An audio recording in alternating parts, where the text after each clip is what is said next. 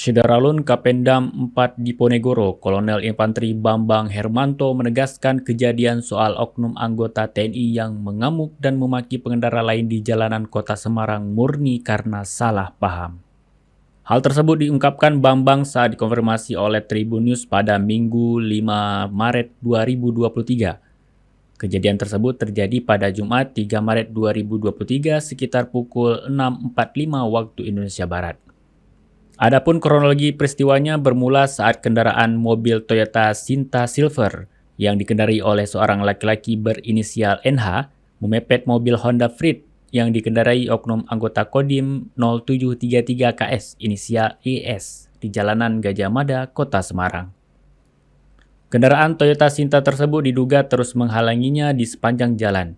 Karena merasa jalannya terganggu dan pengendara mobil Toyota Sinta kurang memperhatikan keselamatan pengendara lain di jalan raya, akhirnya IS berniat untuk memberikan peringatan kepada NH. Sesampainya di lampu merah jalan MH Tamrin, IS menghentikan mobilnya lalu menghampiri pengemudi dan menegur NH.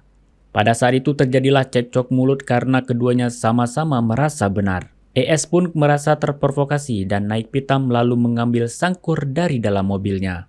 Pada saat terjadi cekcok tersebut, ternyata ada pengendara lain di belakang mobil NH yang mengambil video dan selanjutnya diupload ke media sosial. Peristiwa ini pun viral hingga akhirnya direspon oleh berbagai pihak termasuk Kapendam 4 Diponegoro. ES pun ditindak sesuai prosedur hukum secara profesional dan proporsional. Keduanya sepakat masalah ini diselesaikan secara kekeluargaan dan saling memaafkan serta melakukan kesepakatan untuk tidak melanjutkan ke ranah hukum.